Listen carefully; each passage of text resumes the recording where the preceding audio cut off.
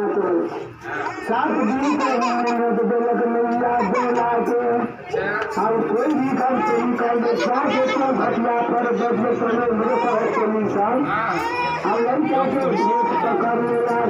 अभी से तो घटिया पर बैठी कर हमारी मैया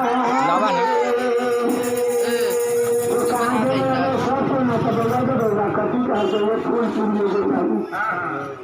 जो बन के जन्म में जो लगा कहाँ बाप लोगों को बड़ी दुश्मन है तब आप भैया के बोला है बाप रे बाप का दुश्मन है कारण ये मन में ये पूरा गाँव के काम डाल रहे थे हमने से तो बहुत खत्म हो गए चोरिए घर में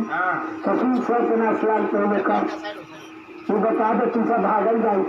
फिर भी घर में जरा से छिड़ा जाए आज बीचे नदी बहल सब तुम नदी को छोड़ने जाए ये सब तुमने कम से कम स्नान करो सब के दे छुटहर हो जाता है शुद्ध हो जाता है अगर ठीक में कहिए लड़का बड़ा सुंदर अखिल बताया सबको ना कथिए निहाल सबको ना निहाल अब सबको ना लहना को तो चार मेरी तो कहिए को मत के भेंट न देखिया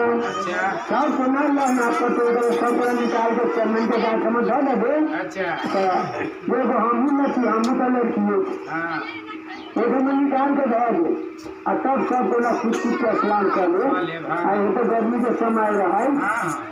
और सब सोना लहना पटोर निकाल के धर भैया चंदन के गाय खाई आ सब को गैया